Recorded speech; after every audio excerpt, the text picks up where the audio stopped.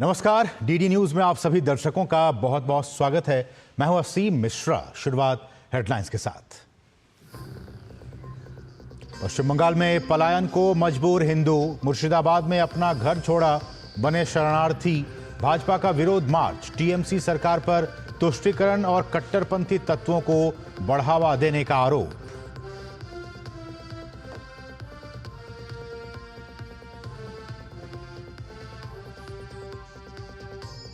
मध्य प्रदेश के गुना में बवाल पर एक्शन, शोभा यात्रा के दौरान पथराव करने वालों पर एफआईआर दर्ज, जांच शुरू।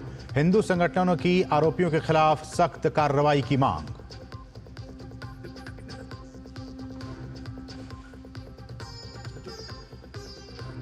वक्फ संपत्तियों से अवैध कमाई के आरोप, उत्तर प्रदेश के संभल में जनेटा शरीफ दरगाह में बड़ी अनियमितता, दरगाह कमेटी पर वक्फ संपत्ति का निजी इस्तेमाल करने का आरोप।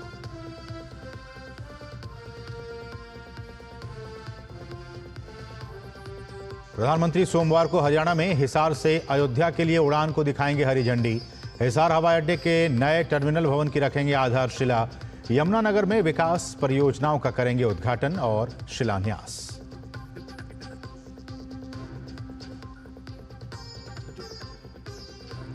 और केंद्रीय गृह एवं सहकारिता मंत्री अमित शाह ने भोपाल में सहकारी सम्मेलन को किया संबोधित। कहा, पीएम मोदी के नेतृत्व में सहकारिता क्षेत्र में आया अभूतपूर्व बदलाव। राष्ट्रीय डेयरी विकास बोर्ड और मध्य प्रदेश डेयरी के बीच हुआ समझौता।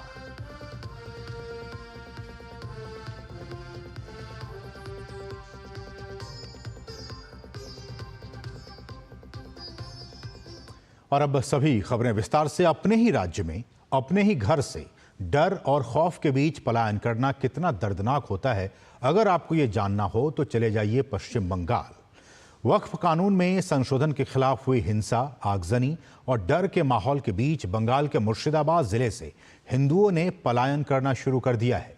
अब तक 400 से अधिक लोगों ने पलायन किया है और वो इतने डरे हुए हैं कि वो वापस अपने घर जाने की हिम्मत तक नहीं जुटा पा रहे हैं। भाजपा नेताओं ने मुर्शिदाबाद में मारे गए पिता पुत्र की याद में शहीद दिवस मनाना और आगामी विधानसभा चुनाव राष्ट्रपति शासन के तहत कराने की मांग की है। अपना ही घर छोड़ने पर मजबूर। पश्चिम बंगाल के मुर्शिदाबाद जिले में वक्फ कानून में संशोधन के खिलाफ हुई हिंसा, आगजनी और डर के माहौल के बीच मुर्शिदाबाद से हिंदुओं ने पलायन करना शुरू कर दिया है। वे अपने घर और दुकान छोड़कर दूसरे जिलों में सुरक्षित जगहों पर जा रहे हैं। धुलियान इलाके में फैली हिंसा से डरकर हिंदू समुदाय के कई लोग रात के अंधेरे में नदी के रास्ते से भागकर मालदा जिले के पल्लारपुर गांव पहुंचे। वहां एक अस्थायी राहत शिविर में उन्हें ठहराया गया। इनकी संख्या 400 से अधिक बताई जा रही है। राहत शिविर में रह रहे लोगों का कहना है कि वे अभी भी डरे हुए हैं और वापस जाने की हिम्मत नहीं जुटा पा रहे हैं। কিছু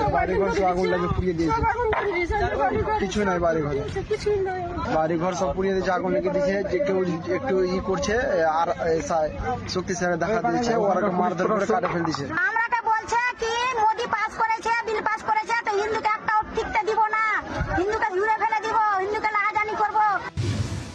ममता सरकार की तुष्टीकरण की राजनीति। पश्चिम बंगाल के नेता प्रतिपक्ष और भाजपा नेता शुभेंदु अधिकारी ने सोशल मीडिया प्लेटफॉर्म एक्स पर इसकी जानकारी दी। उन्होंने लिखा कि बंगाल में धार्मिक उत्पीड़न वास्तविक हो गया है। टीएमसी के तुष्टीकरण की राजनीति ने कट्टरपंथी तत्वों को बढ़ावा दिया है। हिंदुओं का शिकार किया जा रहा है। हमारे लोग अपनी ही जमीन पर जान बचाने के लिए भाग रहे हैं। कानून और व्यवस्था को इस तरह से बिगड़ने देने के लिए राज्य सरकार को शर्म आनी चाहिए। मैं जिले में तैनात केंद्रीय अर्धसैनिक बलों, राज्य पुलिस और जिला प्रशासन से आग्रह करता हूं कि वे इन विस्थापित हिंदुओं की सुरक्षित वापसी सुनिश्चित करें और इस जिहादी आतंक से उनके जीवन की रक्षा करें। शुभेंदु अधिकारी ने लिखा कि बंगाल जल रहा है, सामाजिक ताना बाना टूट चुका है, बस बहुत हो गया। हिंदुओं को बनाया जा रहा है निशाना। राज्य में नेता विपक्ष शुभेंदु अधिकारी और भाजपा प्रदेश अध्यक्ष सुकांत मजूमदार ने वक्फ अधिनियम में संशोधन के खिलाफ प्रदर्शन के नाम पर हिंदुओं को निशाना बनाने का आरोप लगाया है। भाजपा का दावा है कि धुलियान में शुक्रवार को हुए प्रदर्शन के दौरान कम से कम 35 हिंदू दुकानों को आग के हवाले कर दिया गया। ममता बनर्जी के पुलिस अलाउ कर रही है मुसलमानों को कि 5-6 घंटा, 8 घंटा, 10 घंटा आपके लिए फ्री पीरियड है, आप उसमें लूट करो, महिलाओं के साथ बदसलूकी करो, हिंदुओं के घर तोड़ो, जो मर्जी करो, हम कुछ नहीं करेंगे। ममता बनर्जी ने पूरे जिहादियों के हाथ में पश्चिम बंगाल को सौंप दिया है सिर्फ वोट बैंक की पॉलिटिक्स के लिए। शांति स्थापना के लिए बीएसएफ तैनात। इस बीच कलकत्ता उच्च न्यायालय के आदेश के बाद मुर्शिदाबाद में पैरामिलिट्री फोर्स एक्शन में आ गई है। बीएसएफ के दक्षिण बंगाल फ्रंटियर के महानिरीक्षक ने पश्चिम बंगाल में हिंसा प्रभावित क्षेत्र का दौरा किया। दरअसल कलकत्ता हाईकोर्ट ने हिंसा प्रभावित क्षेत्र में केंद्रीय बलों की तैनाती का आदेश दिया था, जिसके बाद शांति स्थापना के लिए बीएसएफ की 5 टीमें भेजी गईं, जो कि पुलिस के साथ मिलकर काम कर रही हैं। हमने 5 कंपनियां अपनी पुलिस की हेल्प के लिए भेजी है, जो सिचुएशन है उसको कंट्रोल करने के लिए हेल्प करेंगे और पुलिस के साथ हेल्प करेंगे। हम कोई इंडिपेंडेंटली कुछ नहीं कर रहे हैं, हम पुलिस की हेल्प के लिए आए हैं। वहीं उत्तर प्रदेश के मुख्यमंत्री योगी आदित्यनाथ ने कांग्रेस, समाजवादी पार्टी और टीएमसी पर निशाना साधा। लखनऊ में डॉक्टर भीमराव अंबेडकर सम्मान समारोह को संबोधित करते हुए उन्होंने कहा कि बांग्लादेश में रहने वाले सभी प्रताड़ित और पीड़ित हिंदू दलित हैं, लेकिन कांग्रेस, सपा और टीएमसी में से किसी राजनीतिक दल ने उनके पक्ष में आवाज नहीं उठाई। उनके हक में आवाज केवल भाजपा ने उठाई। उन्होंने कहा कि हमें प्रत्येक हिंदू की रक्षा करनी है। बांग्लादेश में जो भी हिंदू है, जो प्रताड़ित हो रहा है, जो पीड़ित है, ये सभी दलित हिंदू हैं और दलित हिंदू वहां पर किस कदर उनके साथ अत्याचार हो रहे हैं आपने देखा होगा। न कांग्रेस ने, न समाजवादी पार्टी ने, न ममता बनर्जी ने, किसी ने भी उनके पक्ष में आवाज नहीं उठाई। उठाई तो केवल भारतीय जनता पार्टी ने उठाई। वहीं भाजपा प्रवक्ता शहजाद पूनावाला ने मुर्शिदाबाद हिंसा को लेकर पश्चिम बंगाल की ममता सरकार और बहरामपुर से टीएमसी सांसद यूसुफ पठान पर निशाना साधा। साथ ही यूसुफ पठान के सोशल मीडिया पोस्ट को लेकर टीएमसी पर तंज कसा। शहजाद पूनावाला ने कहा कि आज जब पश्चिम बंगाल जल रहा है तो क्रिकेट जगत से राजनीति में आए बहरामपुर के सांसद को कोई फर्क ही नहीं पड़ रहा है। ममता बनर्जी जी ने एक यूसुफ पठान नाम के क्रिकेटर को कहीं से उठा के टिकट दे दिया और वहां पर वोट बैंक ने उनको जिता भी दिया बहरामपुर में। और आज जब बंगाल जल रहा है, हिंदुओं को चुन चुन कर मारा जा रहा है, तो यूसुफ पठान चाय की चुस्कियों का आनंद ले रहे हैं। मुर्शिदाबाद में हुई हिंसा और आगजनी के बाद रविवार को पश्चिम बंगाल में भाजपा ने बड़े पैमाने पर विरोध प्रदर्शन किया और ममता सरकार से इस्तीफे की मांग की। दरअसल नए वक्फ कानून को लेकर शुक्रवार को मालदा, मुर्शिदाबाद, दक्षिण 24 परगना और हुगली जिलों में हिंसा भड़क गई थी। इस हिंसा में अब तक 3 लोग अपनी जान गंवा चुके हैं। वहीं पूरे इलाके में भारी पुलिस बल की तैनाती की गई है। प्रसेनजीत बख्शी के साथ ब्यूरो रिपोर्ट, डीडी न्यूज। और पश्चिम बंगाल में वक्फ संशोधन कानून को लेकर राजनीतिक और सामाजिक माहौल बेहद ही तनावपूर्ण है। इसको लेकर पश्चिम बंगाल से भाजपा के लोकसभा सांसद ज्योतिर्मय सिंह महतो ने राज्य के 4 जिलों को एप्सपा के तहत अशांत क्षेत्र घोषित करने का आग्रह किया है। उन्होंने अपनी मांग को लेकर केंद्रीय गृह मंत्री अमित शाह को पत्र लिखा है। उनकी मांग है कि हिंदुओं पर सांप्रदायिक हमलों को देखते हुए 4 जिलों को एप्सपा के तहत अशांत क्षेत्र घोषित किया जाना चाहिए। वक़्फ़ अमेंडमेंट जो एक्ट था उसको आधार करके, उसको हथियार करके, जिस हिसाब से बंगाल में जम्मू कश्मीर टाइप का सिचुएशन, जैसे 1990 में कश्मीर में हिंदुओं के ऊपर अत्याचार करके वहाँ से पलायन करने में, हिंदू को खाली करने में मजबूर कर दिया था, ऐसे ही सिचुएशन यहाँ शुरू कर दिया है। विशेष रूप से 4 जिला में शुरू हो गया है। और इसलिए मैं माननीय गृह मंत्री जी को रिक्वेस्ट किया हूँ सुबह को कि आप इस एरिया को पूरी उपद्रव एरिया घोषणा करने के लिए। बढ़ेंगे आगे। नया वक्फ कानून लागू हो जाने के बाद अब वक्फ की संपत्तियों को लेकर खुलासे भी शुरू हो गए हैं। इसी कड़ी में संभल में शाही जामा मस्जिद को लेकर चल रहे विवाद के बाद अब संभल की दरगाह जनेटा शरीफ को लेकर भी विवाद शुरू हो गया है। इसे लेकर प्रशासन ने बड़ा खुलासा किया है। साथ ही दावा किया है कि ये दरगाह वक्फ संपत्ति पर नहीं बनाई गई है, बल्कि ये सरकारी जमीन है। साथ ही इस दरगाह में संदिग्ध गतिविधियां संचालित करने की बात भी कही जा रही है।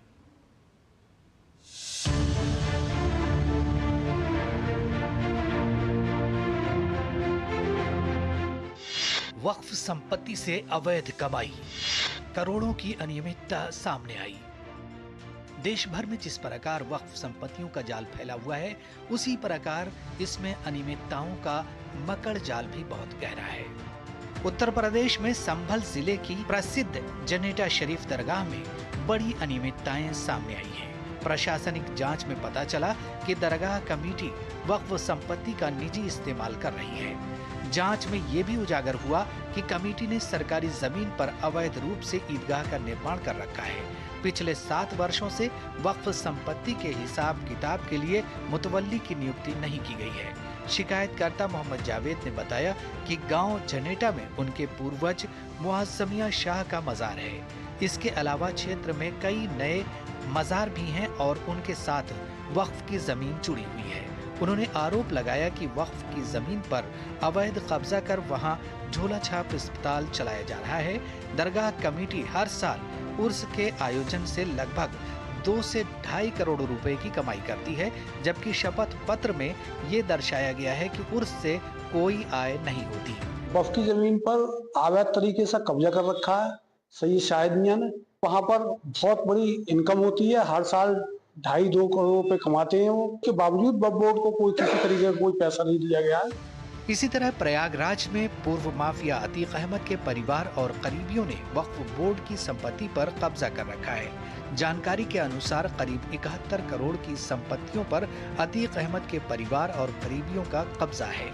संपत्तियों में कई दुकानें, मकान और बहुमंजिला इमारतें शामिल हैं। इतना ही नहीं, वक्फ की जमीनों की मिट्टी तक निकालकर बेची गई है। इन सभी संपत्तियों की जांच उत्तर प्रदेश सुन्नी सेंट्रल वक्फ बोर्ड और मंडलायुक्त प्रयागराज ने की थी। जांच में पाया गया कि प्रयागराज वक्फ बोर्ड के तत्कालीन मुतवल्ली ने अतीक के परिवार को वक्फ की जमीनों पर कब्जा कराया और पैसे की उगाही की।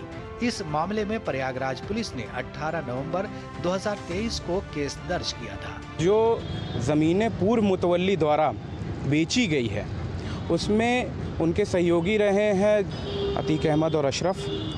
उनके और उनके नातेदार, रिश्तेदार सब ने मिल करके लगभग 50 करोड़ की संपत्ति बेची है। उनके जितने भी रिश्तेदार थे वो उस टाइम दलबल के साथ मौजूद होकर के पूर्व मुतवल्ली को अपने सहयोगी बना करके उनको पैसा दे करके एक तरीके से उन लोगों ने इलीगल पट्टे करवाने शुरू कर दिए थे।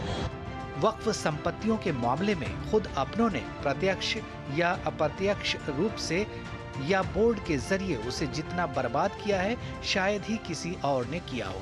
सभी ने अपनी अपनी तरह से लूट मचाई और अपनी जेब गर्म की। ऐसा करते हुए उन्हें जरूरतमंद मुस्लिम, विधवा और गरीब होनहार छात्रों के भविष्य का तनिक ख्याल नहीं आया, जिस मकसद के लिए अल्लाह के लिए वक्फ जैसी पवित्र व्यवस्था बनाई गई थी। Bureau report, DD news. और कश्मीर घाटी में खेती का नाम लेते ही दिमाग में केसर, कश्मीरी सेब, ट्यूलिप के बेहद ही खूबसूरत फूल, मसाले और मेवे याद आते हैं।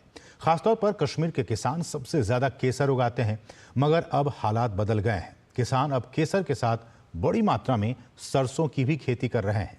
कश्मीर घाटी में इस वर्ष सरसों की बम्पर पैदावार हुई है। घाटी को कृषि क्षेत्र में आत्मनिर्भर बनाने के लिए कृषि विभाग भी कड़ी मेहनत कर रहा है।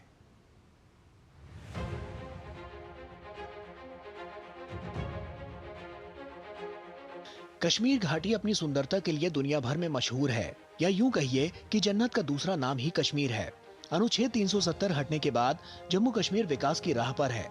मोदी सरकार न केवल यहाँ के बुनियादी ढांचे पर जोर दे रही है, बल्कि कृषि क्षेत्र में पैदावार बढ़ाने पर भी बल दे रही है। इसी कड़ी में कश्मीर कृषि आत्मनिर्भरता में एक महत्वपूर्ण मील का पत्थर हासिल करने की राह पर है। खास तौर पर इस साल सरसों उत्पादन में एक बड़ी सफलता के लिए तैयार है। इस साल सरसों का कुल उत्पादन 1,43,476.9 मीट्रिक टन तक पहुंचने की उम्मीद है, जो कि 2024 में 1,07,476.9 मीट्रिक टन था। देखा जाए तो पिछले साल की तुलना में इस बार सरसों में 36,000 मीट्रिक टन की अनुमानित वृद्धि देखी जा रही है।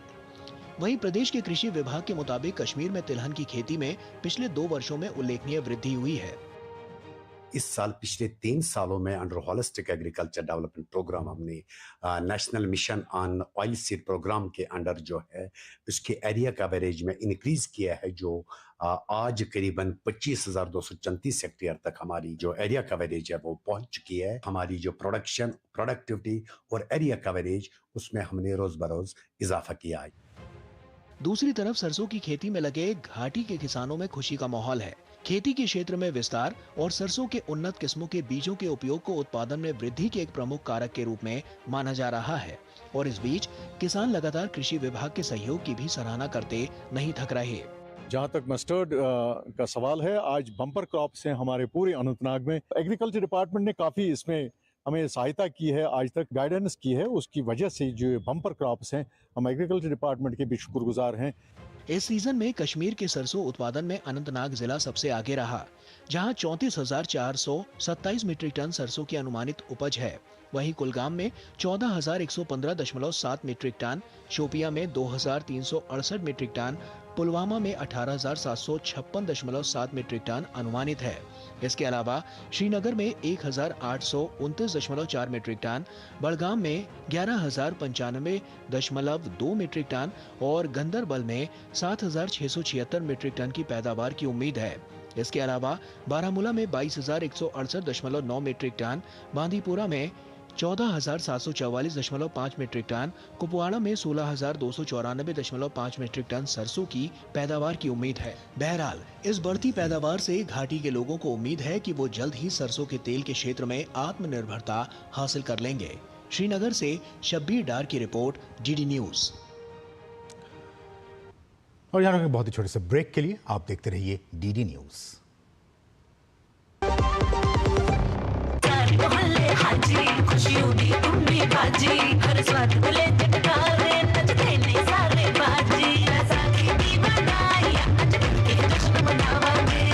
बैसाखी दी लख लख बधाइयां।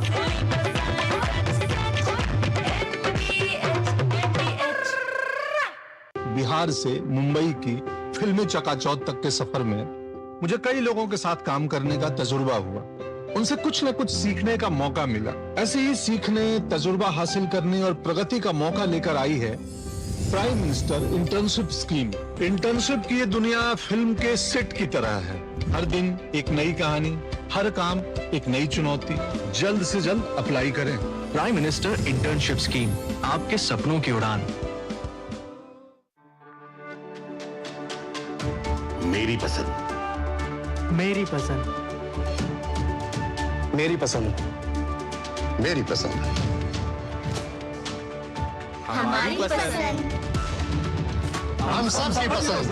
मजबूत देश का मजबूत सरिया हो गया स्टील। जो लक्ष्य चुना था समझ आने लगा है। जीएलए यूनिवर्सिटी, उच्च लक्ष्य की निश्चित प्राप्ति। प्रधानमंत्री श्री नरेंद्र मोदी जी की प्रेरणा से मध्य प्रदेश के मुख्यमंत्री डॉक्टर मोहन यादव के नेतृत्व में मध्य प्रदेश में विक्रमोत्सव 2025 का सफल आयोजन किया जा रहा है, जिसमें 12 से 14 अप्रैल 2025 तक दिल्ली के लाल किले पर माधव दास पार्क में शाम 6 बजे महानाट्य सम्राट विक्रमादित्य का भव्य मंचन किया जाएगा। यशस्वी प्रधानमंत्री का ये ध्येय वाक्य हम सबके लिए पाथवे के रूप में काम कर रहा है, विरासत से विकास की ओर। इसलिए 12, 13, 14 अप्रैल को महानाट्य का मंचन किया जाएगा, हमारे अतीत के गौरवशाली नायकों को जनता के सामने लाने के लिए। इससे अच्छा कौन सा अवसर हो सकता है। आइए इन अद्भुत पलों के साक्षी बने। एक ऐसा तबका जो रिटायरमेंट के बारे में आज भी बिल्कुल नहीं सोचता, वो है औरतें। औरतें कमा के भी वल्नरेबल हैं। सो एनपीएस एक इक्वालिटी ला रहा है। हम सब एक बराबर प्लेटफॉर्म पे हैं। अपने बेहतर कल को सुनिश्चित करने के लिए एनपीएस जरूरी है। और ब्रेक के बाद आपका फिर से स्वागत है। बढ़ेंगे आगे। डॉक्टर भीमराव अंबेडकर का मानना था कि शिक्षा हाशिए पर खड़े हर इंसान की बराबरी की पहली सीढ़ी है। उन्होंने भारत में शिक्षा को लेकर जो सपना देखा वो वर्तमान समय में फलीभूत होता दिख रहा है। आज हम बात करेंगे पिछले 10 सालों से किस तरह से केंद्र की मोदी सरकार बाबा साहब के सपनों को मूर्त रूप देने में जुटी हुई है। इस रिपोर्ट को आइए देखते हैं। 14 अप्रैल 2018 केंद्र की मोदी सरकार ने ग्राम स्वराज अभियान का शंखनाद किया।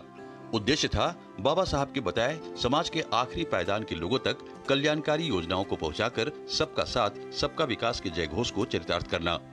इससे पहले ही साल 2016 में पीएम मोदी ने डिजिटल लेन देन को बढ़ावा देने के लिए लॉन्च किए गए विशेष ऐप का नाम बाबा साहब के सम्मान में भीम रखा था। प्रधानमंत्री बनने के बाद ही पीएम मोदी ने संविधान के निर्माता बाबा साहब के सम्मान में लंदन स्थित उनके घर को खरीदा। साल 2015 में लंदन में किंग हेनरी रोड पर डॉक्टर अंबेडकर स्मारक का उद्घाटन किया। बी.आर. अंबेडकर की 125वीं जयंती संयुक्त राष्ट्र में पहली बार अप्रैल 2016 को मनाई गई। बाबा साहब के जीवन से जुड़े 5 महत्वपूर्ण स्थानों को तीर्थस्थल के रूप में विकसित किया गया। नाम दिया पंचतीर्थ, जिसमें महू में उनका जन्म स्थान, लंदन में डॉक्टर अंबेडकर स्मारक, उनकी शिक्षा भूमि, नागपुर में दीक्षा भूमि, मुंबई में चैत्य भूमि और दिल्ली में उनकी महापरिनिर्वाण भूमि शामिल है। बाबा साहब के लिए भारतीय जनता पार्टी ने पंचतीर्थ बनाया है, चाहे उनको जन्म स्थान हो, चैत्य भूमि जहां उनका क्रिमेशन हुआ, 27 अलीपुर रोड हो, लंदन में जहां बाबा साहब ने शिक्षा ग्रहण किया था, तो उन्होंने पंचतीर्थ बनाया। पीएम मोदी ने 13 अप्रैल 2018 को 26 अलीपुर रोड स्थित बाबा साहब के महापरिनिर्वाण स्थल को डॉक्टर अंबेडकर राष्ट्रीय स्मारक के नाम से उद्घाटन किया। साल 2015-16 तक डॉक्टर अंबेडकर की 125वीं जयंती वर्ष पर राष्ट्रव्यापी समारोह आयोजित किया गया। पीएम मोदी ने 2015 में नई दिल्ली में डॉक्टर अंबेडकर अंतर्राष्ट्रीय केंद्र की आधारशिला रखी। अंबेडकर के नाम पर स्मारक डाक टिकट का विमोचन किया गया। प्रत्येक वर्ष नवंबर के 26वें दिन को संविधान दिवस के रूप में मनाने का निर्णय लिया गया। प्रथम संविधान दिवस पूरे देश में धूमधाम से मनाया गया। 6 दिसंबर 2015 को डॉक्टर बी.आर. अंबेडकर की 125वीं जयंती वर्ष समारोह के तहत 2 स्मारक सिक्के जारी किए गए। डॉक्टर अंबेडकर चिकित्सा सहायता योजना के तहत 2024 में 90 लाभार्थियों को 215.64 लाख रुपए जारी किए गए। से मोदी जी 2014 में हुए तो बाबा साहब के लिए क्या किया गया, वहाँ 26 नवंबर को मनाया गया संविधान दिवस। कांग्रेस उसको विरोध करती रही, कहती थी अरे जब 26 जनवरी है ही है तो क्यों मना रहे हैं। लेकिन 2 दिन का विशेष अधिवेशन मोदी जी ने पार्लियामेंट का किया और संविधान दिवस जो है मनाया जाता है बाबा साहब के सम्मान में। देश भर में 30 से अधिक केंद्रीय विश्वविद्यालयों में डॉक्टर अंबेडकर उत्कृष्टता केंद्र शुरू किए गए। माध्यमिक विद्यालय परीक्षा 10वीं के SC और ST के मेधावी विद्यार्थियों के लिए डॉक्टर अंबेडकर राष्ट्रीय योग्यता पुरस्कार योजना चलाई गई। माध्यमिक विद्यालय परीक्षा 12वीं के SC और ST से संबंधित मेधावी विद्यार्थियों के लिए डॉक्टर अंबेडकर राष्ट्रीय योग्यता पुरस्कार योजना से 2024 में 19 लाभार्थियों को 7.20 लाख रुपए दिए गए। धीरज कुमार के साथ कुमार आलोक की रिपोर्ट, DD न्यूज। और मध्य प्रदेश में गुना जिले में हनुमान जयंती के मौके पर निकाली गई शोभा यात्रा के दौरान पथराव की घटना से इलाके में तनाव पैदा हो गया। घटना उस समय हुई जब बीजेपी पार्षद ओम प्रकाश कुशवाहा उर्फ गब्बर कुशवाहा और उनके समर्थकों की अगुवाई में श्रद्धालु शोभा यात्रा निकाल रहे थे। शोभा यात्रा जब कर्नलगंज क्षेत्र में मस्जिद के पास से निकल रही थी, तब मुस्लिम पक्ष के लोगों ने शोभा यात्रा में बज रहे डीजे को बंद करने को कहा। डीजे बंद नहीं होने से नाराज उपद्रवियों ने शोभा यात्रा पर पथराव शुरू कर दिया, जिसके कारण भगदड़ मच गई। हमले में बीजेपी पार्षद गब्बर कुशवाहा के 11 वर्षीय बेटे अकुल कुशवाहा सहित शोभा यात्रा में चल रहे कई श्रद्धालु घायल हो गए। घायलों को तत्काल नजदीकी अस्पताल में भर्ती कराया गया। घटना की सूचना मिलते ही एसपी संजीव कुमार सिन्हा और कलेक्टर किशोर कुमार कान्याल ने भारी पुलिस बल के साथ घटनास्थल पर पहुंचकर स्थिति को कंट्रोल किया। फिलहाल स्थिति नियंत्रण में है और मामले की जांच की जा रही है। घटना से नाराज हिंदू संगठनों ने पथराव करने वालों के खिलाफ सख्त कार्रवाई की मांग की है। वहीं बीजेपी पार्षद गब्बर कुशवाहा ने सिटी कोतवाली में आरोपियों के खिलाफ एफआईआर दर्ज कराई है। पुलिस ने मामला दर्ज कर जांच शुरू कर दी है। थोड़ा पथराव हुआ है, उसमें 2 समुदाय के बीच में कुछ कम्युनिकेशन गैप रहा और हम और एसपी साहब मौके पे गए हैं। वहाँ पे सिचुएशन अभी टोटली कंट्रोल पे है और जिन लोगों ने भी किया खिलाफ सख्त कार्रवाई की जाएगी। हमारे देश में कई ऐसे स्थल हैं जो न सिर्फ धार्मिक दृष्टिकोण से विशेष महत्व रखते हैं, बल्कि अपनी खूबसूरती और सौंदर्य से यहाँ आने वाले पर्यटकों का मन भी मोह लेते हैं। इन्हीं में से एक है केरल के कोल्लम स्थित जटायु नेचर पार्क। मान्यता है कि जब रावण ने माता सीता का अपहरण करने की कोशिश की तो युद्ध में उसने जटायु के पंख काट दिए थे और इसी पहाड़ी पर उनके पंख गिरे थे। इस स्थल को एक खूबसूरत धार्मिक पर्यटन स्थल के रूप में विकसित किया गया है और यहाँ जटायु की दुनिया की सबसे बड़ी पक्षी की मूर्ति स्थापित की गई है। इस रिपोर्ट को देखिए।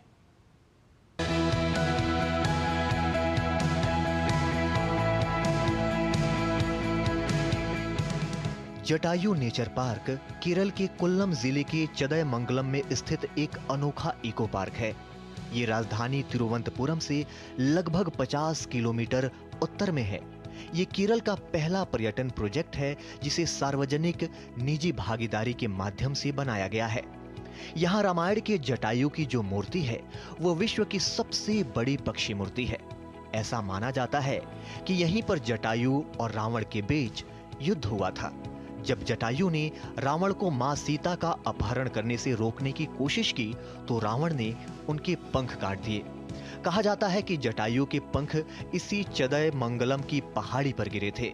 इस पार्क को प्रकृति के साथ तालमेल रखते हुए इस तरह से बनाया गया है कि पहाड़ी की विशाल चट्टानों को यथावत रखा गया है। महिलाओं की सुरक्षा के प्रतीक के रूप में खड़ी जटायु की इस मूर्ति को प्रसिद्ध निर्देशक, कलाकार और शिल्पकार राजीव आंचल ने डिजाइन किया है। Jatayu, the great giant bird, was fight against Ravan, and Ravana was chopped off one of Jatayu's wings. And after the fight, Jatayu was fallen on this particular rock. That is what we believe. After the fight, Rama came here and met Jatayu and gave salvation. I was involved in 2010 and I took almost 12 years to complete this sculpture.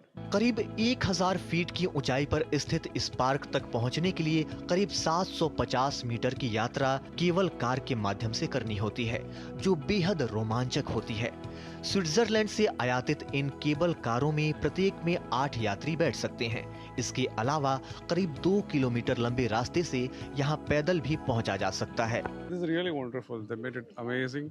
So in order to climb this, they also have the cable car. It's easy for everyone to just came all the way, and the way they they come up with the ideas of this making this sculpture is really good. Jatayu की प्रतिमा के पास भगवान श्री राम का सुंदर मंदिर बनाया गया है। पास में ही एक छोटा सा तालाब है। माना जाता है कि ये तालाब जटायु की चोंच के प्रहार से बना है और इसका पानी कभी नहीं सूखता। प्रतिमा के पास भगवान राम के पद चिन्ह भी हैं, जिन्हें संरक्षित किया गया है। ज्ञान, बुद्धिमत्ता और जिज्ञासा का अनुभव लेने के लिए देश विदेश से लोग यहाँ आते हैं। यहाँ स्थित प्रतिमा के आंतरिक भाग को एक बहुमंजिला इमारत की तरह बनाया गया है। परियोजना के दूसरे चरण में रावण जटायु युद्ध पर आधारित डिजिटल म्यूजियम भी तैयार किया जा रहा है। Good experience and the facilities are very good. Everyone should visit this. चट्टानों के बीच बना ये नेचर पार्क बेहद ही खूबसूरत है, इसलिए यहाँ आने वाले पर्यटकों को एक अलग ही नजारा देखने को मिलता है। आने वाले दिनों में यहाँ कई पर्यटन परियोजनाएं भी क्रियान्वित की जा रही हैं, जिनमें जटायु रॉक और जिले के पूर्वी हिस्से में पर्यटन केंद्र भी शामिल है। Bureau report, DD news. तो इसके साथ इस बुलेटिन में बस इतना ही। मुझे और हमारी पूरी टीम को दीजिए अनुमति। नमस्कार।